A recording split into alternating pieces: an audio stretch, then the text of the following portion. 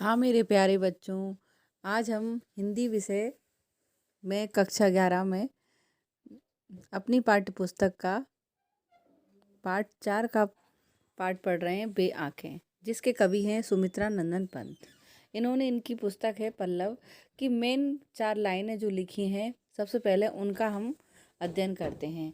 कविता के लिए चित्र भाषा की आवश्यकता पड़ती है। उसके बाद सस्वर होने चाहिए जो बोलते हों, सेब की तरह जिनके रस की मधुर लालिमा भीतर न समा सके के कारण बाहर झलक पड़े। ये एक उनकी प्रसिद्ध पुस्तक है पल्लव। उसमें ये 4 लाइनें लिखी गई हैं। सुमित्रा नंदन पंत, इनके विषय में हम जीवन परिचय जरूर पढ़ेंगे, क्योंकि जीवन परिचय परीक्षाओं में 4 नंबर का पूछा जाता है, जिसमें इनकी जन्म, मृत्यु, प्रमुख रचनाएं जो इस तरह से इसमें दे रखी हैं।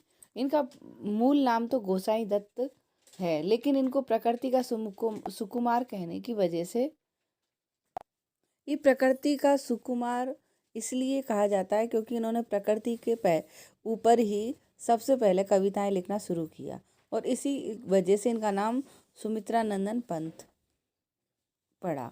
और मूल नाम इनका गोसाई दत्त है, जो आपको आपकी बुक में दिख रहा है। फिर इसके बाद आते हैं, इनका जन्म 1990 में कोसानी, जिला अल्मोड़ा, उत्तरांचल में हुआ। प्रमुख इनकी रचनाएं हैं वीणा ग्रंथि, पल्लव, गुंजन, युगवाणी, ग्राम्या, चिदंबरा, स्वर्णकिरण, कला और बूढ़ा चांद, लोकायतन आदि। और इनको सम्मानों से भी सम्मानित किया गया। भारतीय ज्ञानपीठ पुरस्कार, साहित्य अकादमी पुरस्कार, सोवियत लैंड नेहरू पुरस्कार और पद्म पुरस्कार। इनकी जन्म मृत्यु हमको अच्छी तरह से याद रखना है। इनकी मृत्यु सन 1977 में हुई। अब जन्म 1900 में हुआ। तो ये 2 मेन चीज़ें होती हैं जो हमको नंबर दिलाती हैं, जन्म और ये मृत्यु। ओके। अब छायावाद के महत्वपूर्ण स्तंभ सुमित्रा नंदन पंत प्रकृति के चितेरे कवि हैं। हिंदी कविता में प्रकृति को पहली बार प्रमुख विषय बनाने का काम पंत ने ही किया है। इनकी कविता प्रकृति और मनुष्य के अंतरंग संबंधों का दस्तावेज है। इसका मतलब ये है कि सुमित्रा नंदन पंत ही ऐसे कवि हैं जिन्होंने प्रकृति को ही मुख्य विषय बनाया है। मतलब नदी, पहाड़, पर्वत, इन पर ही हमारे सुमित्रा नंदन पंत ने कविताओं की रचना की है। इनकी प्रारंभिक शिक्षा कोसानी के गांव में तथा उच्च शिक्षा बनारस और इलाहाबाद में हुई। युवावस्था तक पहुँचते पहुँचते महात्मा गांधी के असहयोग आंदोलन से प्रभावित होकर पढ़ाई बीच में ही छोड़ दी। उसके बाद स्वतंत्र लेखन करते रहे। अब प्रकृति के चित्रकार पंत का मिजाज कविता में बदलाव का पक्षधर रहा है। इसका मतलब ये है, बदलाव का पक्षधर रहा है कि इन्होंने कविता में कविता की भाषाएं न होकर शुद्ध खड़ी बोली में कविताएं लिखी हैं, और हर हमेशा कविताओं में नए नए तरह के चित्र प्रस्तुत किए हैं। शुरुआती दौर में छायावादी कविताएं लिखी। पल पल परिवर्तित प्रकृति परिवेश इन्हें जादू की तरह आकृष्ट करता रहा। बाद में चलकर प्रगति दौर में ताज और बे आंखें जैसी कविताएं भी लिखी। इसके साथ ही अरविंद के मानववाद से प्रभावित होकर मानव तुम सबसे सुंदरतम जैसी पंक्तियां भी लिखते रहे। उन्होंने नाटक, कहानी, आत्मकथा, उपन्यास और आलोचना के क्षेत्र में भी काम किया है। रूपाव यहाँ नामक पत्रिका का संपादन किया, जिसका प्रयोगवादी साहित्य का विस्तार से विचार विमर्श होता था। रूपाव जैसे हम राजस्थान पत्रिका, दैनिक भास्कर, इस तरह के पेपर पढ़ते हैं, जैसे ही ये रूपाव नामक पत्रिका माने एक पेपर आता था जिसको सभी पढ़ते थे, और उसका संपादन हमारे सुमित्रा नंदन पंत करते थे। पंत जी की भाषा के प्रति बहुत ही सचेत थे। इनकी कविताओं में प्रकृति की जादूगरी जिस भाषा में अभिव्यक्त हुई है, उसे स्वयं पंत चित्र भाषा बिंबात्मक भाषा की संज्ञा देते हैं। चित्र भाषा का मतलब है यहाँ पर वो ऐसे शब्दों का प्रयोग करते थे जैसे हमारे सामने पिक्चर की चित्र ही चल रहे हैं। जैसे हमारे सामने हम जब इनकी कविताएं पढ़ते हैं तो हमारे आँखों के आगे वह कविता न होकर वह कविता चित्रों के रूप में हमारे आँखों के आगे शुरू हो जाती है। तो ब्रज भाषा और खड़ी बोली के विवाद में उन्होंने खड़ी बोली का पक्ष लिया और पल्लव की भूमिका में विस्तार से खड़ी बोली का समर्थन किया। मतलब पहले के जो कवि थे, भक्ति काल से जो कवि चले आ रहे थे, वो ब्रज भाषा को ही अपनी कविता का मुख्य आधार बनाते थे।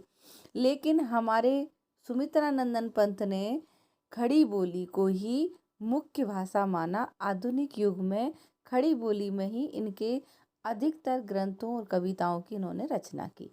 प्रमुख कविता बेआँखें। अब हमारे जो पाठ्य पुस्तक में जो छपी हुई है कविता बेआँखें, हम उसके बारे में थोड़ा सा जानते हैं कि बेआँखें पंत जी के प्रगतिशील दौर की कविता है। इसमें विकास की विरोधाभासी अवधारणाओं पर करारा प्रहार किया गया है। मतलब विकास की विरोधाभासी अवधारणाओं पर करारा प्रहार, मतलब जब हमारा भारत देश नया नया आज़ाद होता है लेकिन विकास के नाम पर किसानों के साथ कितनी ठगी हो रही है, उन्हें कितना प्रताड़ित किया जा रहा है, कितना परेशान किया जा रहा है, इन अवधारणाओं मतलब इन सारी बातों को समाज के सामने प्रस्तुत किया है।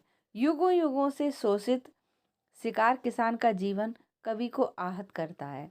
मतलब यहाँ पर सुमित्रा नंदन पंत ने किसान की जो दुर्दशा थी उसको देखते हुए उनका मन बड़ा ही दुख हुआ। आहत माने दुखी हुआ। और दुखद बात यह है कि स्वाधीन भारत में, यहाँ स्वाधीन भारत की बात आ गई है कि हमको उस समय नई नई स्वतंत्रता प्राप्त हुई थी और भारत नया नया आज़ाद हुआ था। उस आज़ादी के समय में भी किसानों की ऐसी अवस्था को देखकर उन्होंने ये कविता लिखी कि सरकार इसके लिए कोई निर्णायक कार्य नहीं कर पा रही थी और ऐसे में ही किसान कैसे दुष्चक्रों में फंस जाता है, यह उसकी पूरी समस्याओं का वर्णन है। कविता में ऐसे ही दुष्चक्र में फंसे किसान के व्यक्तिगत और पारिवारिक दुखों की परतों को खोलती है और स्पष्ट रूप से विभाजित समाज की वर्गीय चेतना का खाका प्रस्तुत करती है। अब अपन पाठ शुरू करते हैं अपनी कविता का। बेआँखें।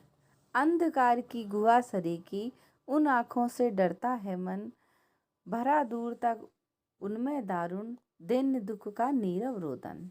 यहाँ पर कवि सुमित्रा नंदन पंत बेआँखें जो कविता है उसमें बता रहे हैं। बेआँखें कौन की आँखें? किसान की आँखें। किसान की आँखों में बता रहा है कि अंधकार की गुहा सरीकी। गुहा मतलब गुफा। उस किसान की आँखें गुफा के समान अंधकार से भरी हुई हैं।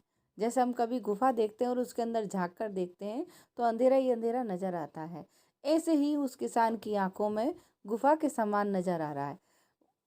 उन आंखों से डरता है मन, कि उन आंखों की तरफ देखा भी नहीं जा रहा और हमारा जो देखने वाला है उसका मन भी उन आंखों से आंखें मिलाने में डरने लगा है। भरा दूर तक उसमें दारुण, मतलब उस आंखों में दूर दूर तक अंधकार के साथ दारुण मने गहरा दुख भरा हुआ है। दैन्य दुख जीनव नीरव रोदन, और उसका बड़ा ही दैन्य मने दया, दुख नीरव आंखों से रोता हुआ, उसकी आंखों से आंसू बहते हुए उसका मन बड़ा ही दुखी होता है।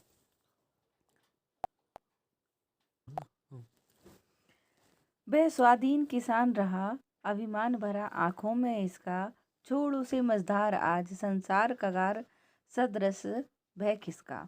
अब यहाँ पर क्या, वह स्वाधीन किसान, कभी वह स्वाधीन, कभी वह इन खेतों का मालिक रहा होगा। स्वाधीन मतलब सभी अपनी स्वाभिमान में जीने वाला किसान रहा होगा। और अभिमान भरा आंखों में इसका, उसका आंखों में इस बात का आज भी उसको अभिमान है, मन में गर्व है कि मेरे सारे खेत ये थे। छोड़ उसे मझधार आज, आज ये पूरा संसार उसको मझधार मतलब नदी में जब बीच में जब नाव की पतवार छूट जाती है तो नाव मझधार में बीच धार में लग जाती है, उसको कहा जाता है मझधार। तो आज किसान की वही स्थिति है कि वह संसार रूपी मझधार में खड़ा हुआ है और वह संसार को ऐसा लगता है पूरा संसार खिसक के किनारे पर जाकर खड़ा हो गया है, उसके साथ कोई भी नहीं है। लहराते वे खेत द्रगों में, हुआ बेदखल वह अब जिनसे, हस्ती थी उसके जीवन की हरियाली जिसके तृण तृण से। लहराते वे खेत द्रगों में, द्रग मन आँखें, या द्रग मने आँखों में। कभी किसी समय में जो खेत उसके थे वह खेत उसकी आँखों में लहलाते हुए दिखते थे। आज वह उन खेतों से ही बेदखल हो गया है। आज वह खेत उसके नहीं रहे जिनसे वह उसका जीवन हंसी खुशी व्यतीत करता था। हरियाली जिसके तृण तन में, जिसके उसके खेत की हरियाली तृण तृण मने प्रत्येक घास के एक एक तिनके में हरियाली लहलाती थी। आंखों में ही घूमा करता वह उसकी आंखों का तारा, कानकिरों की लाठी से जो गया जवानी में ही मारा। आंखों में ही घूमा करता मतलब उसकी आंखों में उसके पुत्र का चेहरा ही घूमता रहता है। आँख का तारा बहुत ही प्यारा लाडला उसका एक ही पुत्र, जो कानकुरों मतलब जो जमींदार के आदमी थे कानकुरों, उन्होंने लाठियों से लाठी मार मार कर उसको इतना मारा कि वो मर गया और भरी जवानी में ही उसकी मृत्यु हो जाती है। बिका दिया घर द्वार महाजन ने, ना ब्याज की कोड़ी छोड़ी, रह रहे आँखों में चुपती वह कुर्क हुई बर्दों की जोड़ी। मतलब महाजन से हमारे किसान ने जिसके ऊपर कविता लिखी गई है, उसने महाजन से मतलब गांव के एक व्यापारी वर्ग से पैसा लिया था, तो बिका दिया घर द्वार। उसका पैसा चुकाने के चक्कर में ही उसका घर और द्वार सब कुछ बिक गया है। महाजन ने ब्याज पर ब्याज लगाकर उसके पास जमीन की एक पैसे की एक कौड़ी भी न छोड़ी। रह रहे आँखों में चुपती वह कुर्क हुई बर्दों की जोड़ी। कुर्क होना मने यहाँ नीलामी लगाना, बोली लगाना। बर्द मने बैल। अब उसकी आंखों में उसके जो प्यारे दो बैल थे उनकी जोड़ी भी आंखों में घूमती रहती है। उसको पता है कि जो मेरे बैलों की नीलामी हुई है वो अब मेरे नहीं रहे हैं। उजरी उसके सिवा किसे पास दुहाने आने देती थी। हाँ आंखों में नाचा करती है, उजड़ गई जो सुख की खेती। उजरी, यहाँ उजरी उसकी गाय है। उजरी का मतलब है सफ़ेद रंग की। अब किसान सोच रहा है बैठा बैठा कि जो मेरी उजरी नामक गाय थी वो किसी को भी मेरे पास नहीं आने दे, मेरे अलावा किसी को भी अपने पास नहीं आने देती थी और दूध लगाने के लिए सिर्फ किसान ही उसके पास जा सकता था। आहा आंखों में नाचा करती, उसके मन में एक बड़ी आहा निकलती है और सोचता है कि मेरे आंखों में कैसी मेरा सुखमय जीवन था, जो ये मेरी सुख की पूरी खेती मेरा जीवन ही बर्बाद हो गया है। बिना दवा दर्पण के घरनी, स्वर्ग चली आंखें आती भर, देख रेख के बिना दूध मुही बिटिया, 2 दिन बाद गई मर। अब आती है उसको अपनी पत्नी की याद कि जब मेरी पत्नी बीमार पड़ी तो मेरे पास पैसा नहीं थे। घरनी माने पत्नी। यहाँ पर किसान की पत्नी ने अपनी पत्नी को याद करते हुए कहा कि बिना दवाओं के, मेरे पास पैसे का कोई इंतजाम न होने की वजह से मेरी पत्नी भी बिना इलाज के ही चल बसी, स्वर्ग को चली गई। आंखें आती भर, उसकी आंखों में उसकी पत्नी की याद आते ही रोना आ जाता है। देख रेख उसकी पोती हुई बहू, पुत्र की पुत्री हुई, तो उस छोटी सी पुत्री की दूध मुही, जिसके दूध के मुंह था, जिसके दांत भी नहीं निकले थे, वह भी बिना देखभाल के ही 2 दिन जीवित रही और उसकी बिटिया भी एक दिन मर गई। घर में विधवा रही पुतोहू, लक्ष्मी थी यद्यपि पति घातिन। पकड़ मंगवाया कोतवाल ने, डूब कुएं में मरी एक दिन। घर में जो उसकी पुत्र की जो पत्नी थी, बहू, वह भी विधवा हो गई। उसको जब वो ब्याह कर आई तो सभी ने उसको बड़ा लक्ष्मी स्वरूप माना, लेकिन जब पति की मृत्यु हो गई तो उसको सभी ने पति को खाने वाली, पति घातिन, पति को मारने वाली कहा।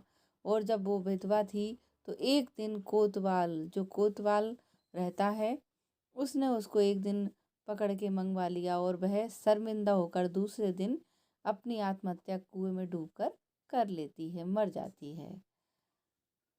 खैर पैर की जूती जोरू, ना सही एक दूसरी आती। पर जवान लड़के की सुध कर, सांप लौटते फटती छाती।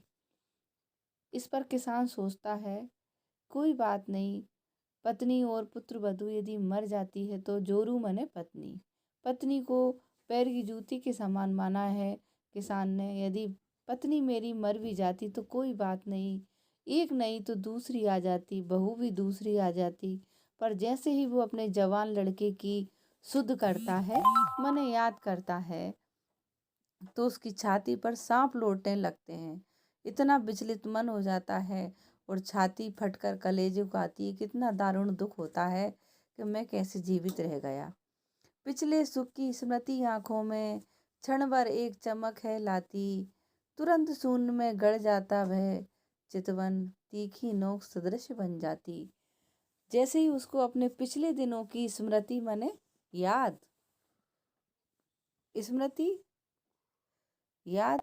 आती, जैसे ही उसे पिछले दिनों की स्मृति मने याद आंखों में आती है, तो वह क्षण भर में ही पिछले दिनों में जाकर बड़ा ही आंखों में चमक आ जाती और खुश हो जाता। लेकिन जैसे ही उसको तुरंत याद आता कि आज तो कुछ भी नहीं है, आंखों में शून्य गड़ जाता। आंखें सूनेपन में, गहरेपन में खो जाती, जैसे गुफा के समान आंखें बन गई हों। तीखी नोक सदृश बन जाती और उन आंखों में ही एक तीखापन छा जाता। सदृश मने समान बन जाती। अब हम करते हैं इसके अभ्यास प्रश्न कविता के साथ। नंबर 1 पर है, अंधकार की गुहा सरीखी, उन आँखों से डरता है मन। इसका भावार्थ करना है, इसका उत्तर भी करना है। तो आमतौर पर जीवन में अचानक होने वाली दुर्घटनाओं से अत्यधिक डर लगता है। तो इसमें भी किसान के प्रियजन की मृत्यु होना, अचानक उसकी चल और अचल संपत्ति, मतलब जिस संपत्ति का उसने कभी सोचा नहीं था कि नष्ट हो जाएगी, वह संपत्ति की हानि होना, और किसी कारण उसकी पत्नी को ऐसी जानलेवा बीमारी का हो जाना और दैवीय प्रकोप हो जाना, अपमान जैसी अप्रिय घटनाएं शामिल होती हैं। तो अंधकार गुहा सरीखी, उन आँखों से डरता है मन। यहाँ पर हमारी कवि को उस किसान की आंखों से बहुत ही डर लग रहा है, भयभीत हो रहा है। अब प्रश्न नंबर का आमतौर पर हमें किन बातों का डर लगता है, ये इसका उत्तर था। अब आते हैं खा नंबर का, उन आँखों में किसकी ओर संकेत किया गया है। उन आँखों से किसान का पूरा उजड़ा हुआ जीवन की ओर संकेत किया गया है। उसका सब कुछ, घर परिवार, खेत जमीन, उसके पशु जानवर परिजन, सब कुछ छिन चुके हैं। वे अत्यधिक पीड़ा और अंतहीन त्रासदी की मार के भाव से अपनी आंखों में एक शून्य का भाव लपेटे हुए एकटक निहार रहा है। अब आते हैं गा नंबर का प्रश्न, कवि को उन आंखों से डर क्यों लगता है। कवि को उन आंखों से इसलिए डर लग रहा है क्योंकि उन आंखों में बहुत ही अधिक दर्द, करुणा, पीड़ा और दीनता का भाव भरा हुआ है, जिसका सामना करने का, अर्थात उसकी ओर किसी का देखने का सामर्थ्य कवि में नहीं है, किसी में भी नहीं है, कवि में भी नहीं है। अतएव कवि को किसान की उन आंखों से डर लगता है। प्रश्न नंबर घ, डरते हुए भी कवि ने उस किसान की आंखों की पीड़ा का वर्णन क्यों किया है? अब डरते हुए कवि ने भी किसान की आंखों की पीड़ा का वर्णन इसलिए किया ताकि अन्य लोग वो अन्नदाता की वास्तविक दारुण दयनीय स्थिति का पता लगा सकें, उन्हें पता चल सके। वास्तव में कवि चाहता है कि किसान जिस दारुण अवस्था में और दुखों में अपना जीवन जी रहा है और उसकी अंतहीन कहानी बन गई है, उसको हर व्यक्ति महसूस कर सके और दूसरों को भी उससे परिचित करा सके। प्रश्न आता है डा, यदि कवि इन आंखों से नहीं डरता तब भी वह कविता लिखता क्या? यदि कवि किसान की सूनी आंखों को नहीं देखता तो नहीं डरता, तब शायद संभवतः इस विषय पर कोई कविता नहीं लिखी होती, क्योंकि किसान की आंखें ही तो थी जिनमें सारी उसका दुख दर्द पीड़ा छिपी थी, जो कवि ने देखा। और वह स्वयं किसान की इन अंधेरी गुफाओं की मंदी आंखों में छिपे उसके दुख का शब्द स्वर बनकर इस कविता के तौर पर रचना की। अब आते हैं प्रश्न 2। कविता में किसान की पीड़ा के लिए किन्हें जिम्मेदार बताया गया है? किसान इस कविता में प्रत्यक्ष रूप से किसान की पीड़ा के लिए शासक वर्ग को ही जिम्मेदार बताया है, जिसमें महाजन, साहूकार या थानेदार आदि आते हैं। वह लोग अंग्रेजी शासन था जब तो ये लोग अधिक बलवान थे, लेकिन जैसे ही भारत देश आज़ाद हुआ फिर भी इन्होंने अपना शासन का रौब रुतबा नहीं छोड़ा और यही आम लोगों को पीड़ा पहुंचाते रहते थे। महाजन ने अपने कर्ज की वसूली के लिए किसान का खेत, घर, बैल, यहाँ तक कि उसकी प्रिय उजरी गाय तक को भी नीलाम करवा दिया। साहूकार के कारुंदों ने उसके जवान बेटों को लाठियों से पीट पीट कर मरवा डाला। दवा के अभाव में उसकी पत्नी चल बसी और माँ के वात्सल्य की अनुपस्थिति में उसकी दूध मुही बच्ची ने भी अपने प्राण छोड़ दिए। बची खुची कसर कोतवाल ने पूरी कर दी। उसकी पुत्रवधू को बलात् थाने में बुलवा कर भेजा। बदनामी के डर से वह दुखी हुई अबला ने कुएं में छलांग लगाकर अपने प्राण त्याग दिए। इस प्रकार सभी के अत्याचार किसान को पीड़ा के लिए जिम्मेदार हैं। इस तरह किसान पर हुए अत्याचारों और उसे भोगने वाली पीड़ा की जिम्मेदारी काफ़ी हद तक उन नीति नियंताओं की भी होती है जिन्होंने युगों युगों से प्रताड़ित अपमानित किसान के कल्याण के लिए स्वाधीन भारत में कोई योजनाएं नहीं बनाई और न ही किसानों को केंद्र में रखकर भारत की व्यवस्था में निर्णायक हस्तक्षेप ही किया। अब आते हैं प्रश्न नंबर 3। पिछले सुख की स्मृति आंखों में क्षणभर एक चमक है लाती। इसमें किसान किन पिछले सुखों की ओर संकेत किया गया है? प्रस्तुत पंक्ति में पिछले उन संकेतों की ओर संकेत किया गया है जिन्हें याद करके किसान की आंखों में पल भर के लिए एक चमक सी आ जाती है और वह खुश हो उठता है। उसको वह पुराने दिन याद आते हैं जब उसका सारा परिवार खुशहाल जीवन व्यतीत कर रहा था। ये वे खुशहाल दिन थे जब किसान अपने खेत खलियान पशु परिवार के साथ अपना जीवन सुखपूर्वक व्यतीत कर रहा था। उसके पास अपना खेत था, 2 बैल थे, एक गाय थी। उसके परिवार में उसकी पत्नी, बेटा, बेटी, पुत्र वधू। इस पंक्ति में उसके पिछले दिनों की सुख की ओर संकेत करते ही उसकी आंखों में चमक आ जाती है। यही वे पंक्तियां हैं जो उसके सुख की ओर संकेत करती हैं। अब आगे प्रश्न है, संदर्भ सहित आशय स्पष्ट करिए। उजरी उसके सिवा किसे कब पास दुहाने आने देती थी? यहाँ पर संदर्भ लिखना है और उसका आशय स्पष्ट करना है। इसका मतलब है उजरी उसकी जो गाय थी किसान के सिवा किसी और को भी उसके पास नहीं आने देती थी। ये हमारी कविता में बताया गया है। फिर घर में विधवा रही पुतहु लक्ष्मी थी यद्यपि पति गातिन। यहाँ पर उसकी पुत्र वधू के बारे में वर्णन हुआ है कि उसकी पत्नी लक्ष्मी के समान थी। जब उसको ब्याहता बनाकर शादी करके बहू बनाकर लाया गया, तब बड़े लक्ष्मी का नाम दिया गया। लेकिन जैसे ही कानकुरों के लठेतों ने उसको डंडों से पीट पीट कर मार डाला तो उसको पतिघातिन अर्थात मृत्यु का कारक बना दिया गया। पिछले सुख गा नंबर पर पिछले सुख की स्मृति आंखों में क्षण भर एक चमक है लाती। अब उसको पिछले जो सुख था, पिछला उसका जो जीवन था, उसको याद कर करके उसकी आंखों में एक चमक स्वरूप हो जाती थी। इसी तरह हमारे पाठ के सारे प्रश्न हो चुके हैं। इनको आप अच्छी तरह से सुन लीजिए, रीडिंग करिए और लिखिए। और ये हमारा पाठ होता है समाप्त। वे आँखें।